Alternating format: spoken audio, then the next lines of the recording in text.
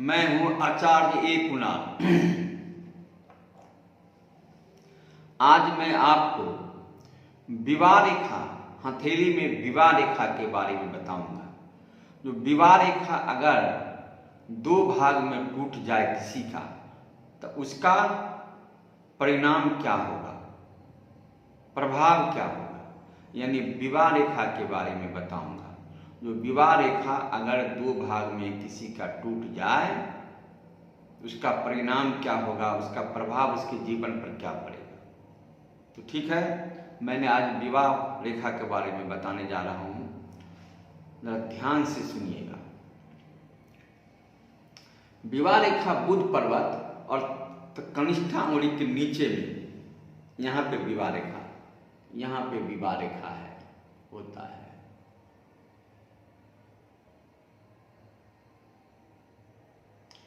ये है विवाह रेखा। अगर विवाह रेखा इस तरह दो भाग में टूट जाए, यानी बीचों बीच विवाह रेखा का संपर्क टूट जाए, एक विवाह रेखा को बीचों बीच टूट जाए, यानी ये विवाह रेखा बीचों बीच अगर टूट जाए,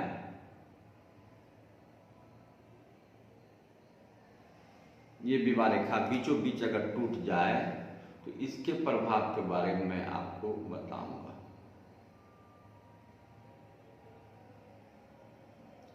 ये विवाह रेखा इस तरह का बीच में अगर विवाह रेखा टूट जाए, खंडित हो जाए, इस तरह का विवाह रेखा बीच में टूट जाए, ये खंडित हो, बीचों बीच यानी संपर्क एक दूसरे को टूट जाए। अगर किसी व्यक्ति का विवाह रेखा इस तरह अगर टूट जाता है, तो इसका प्रभाव जानिए।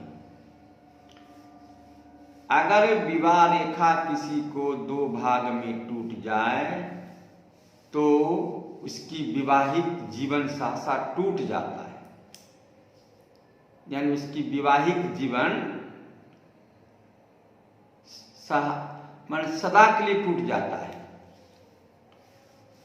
विवाहिक बंधन सहसा टूट जाता है, यानी विवाह चाहे जितना रीति रिवाज से हुआ हो, जितना बंधन के साथ हुआ हो, या जो भी हुआ, जैसे हुआ हो, वह विवाह यानी विवाह का बंधन यानी शादी टूट जाता है, यानी पति पत्नी सदा के लिए अलग हो जाता है, एक दूसरे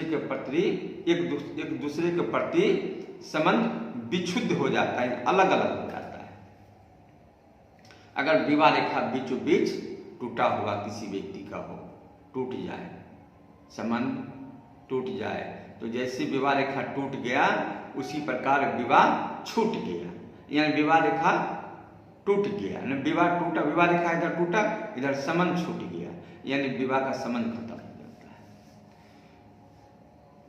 लेकिन अगर विवाह रेखा ठीक है और विवाह रेखा सूर्य पर्वत के निकट आकर, यानी सूर्य पर्वत के निकट आकर, यह विवाह रेखा सूर्य पर्वत के निकट आकर के सूर्य रेखा को टच कर जाए, काट दे, सूर्य पर्वत पर आ जाए और टच कर जाए सूर्य, ये विवाह रेखा सूर्य पर्वत सूर्य रेखा को, ये विवाह रेखा सूर्य रेखा को टच कर जाए, सूर्य आकर के, टूटा हुआ विवाह रेखा नहीं है, तो इसका अर्थ है ऐसे जातक या जातिका एक विशेष किस्म व्यक्ति से शादी करेगा जी, यानी वरिष्ठ व्यक्ति से शादी करेगा, उच्च दर्जा के लोगों से शादी करेगा जी, एक प्रतिभाशाली व्यक्ति से शादी करेगा। महिला को तो पुरुष को, अब पुरुष को हो तो महिला को, यानी एक विशेष किसी उच्च दर्जा के लोगों से शादी करेगा, प्रतिभाशाली व्यक्ति से शादी करेगा। जब विवाह रेखा सूर्य पर्वत पर आकर के सूर्य से संबंध बना ले, तो ऐसे जातक उच्च दर्जा के लोगों से शादी करता है।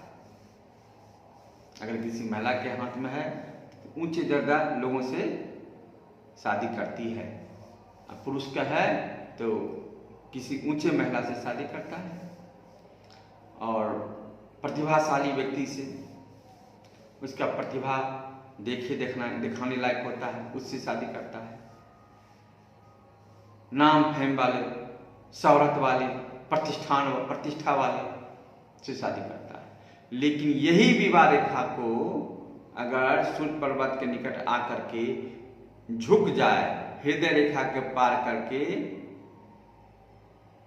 सूर्य पर्वत को फिर टच करे, यानी झुक करके, ये विवाह रेखा सूर्य पर्वत पर आने के बाद झुक करके हृदय रेखा को काट दे, यानी ये विवाह रेखा सूर्य पर्वत के निकट आकर के हृदय रेखा नीचे झुक करके हृदय रेखा को काट दे, तो इसका परिणाम और ही अलग होता है। ऐसा विवाह बड़ा ही दुखदायी होता है। ऐसा विवाहिक जीवन बड़ा ही दुखदायक होता है। झुकी हुई विवाह रेखा मृत्यु का समान है, यानी वरिष्ठ व्यक्ति से शादी तो करेगा, लेकिन विवाह रेखा झुक करके हृदय रेखा को काट दिया है, तो ऐसा जीवन व्यक्ति का दुखदायी होगा, है ना। विवाह दुखदायी हो, क्या दुखदायी होगा? जातक या जातिका अपनी सारी हैसियत गंवा देगा विवाह के कारण जी। यानी विवाह रेखा सूर्य रेखा को पर्वत पर जाकर के झुक करके हृदय रेखा को काट दे, नीचे झुक जाए, तो समझिए ऐसे जातक उच्च हैसियत वाले से शादी तो करेगा, मान सम्मान प्रतिभाशाली व्यक्ति से शादी तो करेगा, लेकिन वह झुक करके हृदय रेखा को भी काट दिया, तो इसका अर्थ है जो विवाह के बाद ऐसे जातक अपनी पूरी हैसियत को खो देगा, बर्बाद हो जाएगा, कहीं का नहीं रहेगा, राजा से रंग हो जाएगा, राजा से फकीर हो जाएगा। विवाह रेखा अगर हृदय रेखा को झुक करके सूर्य पर्वत के निकट काट दे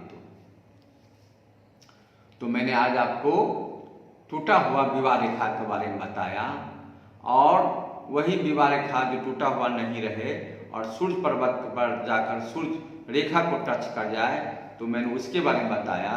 अब फिर अगर सूर्य पर्वत पर जाने के बाद हृदय रेखा को काट करके झुक जाए, तो मैं उसका प्रभाव बताया। यानी एक विवाह रेखा को मैंने 3 तरह का प्रभाव बताया है। आगे और भी विवाह रेखा के बारे में बताऊंगा।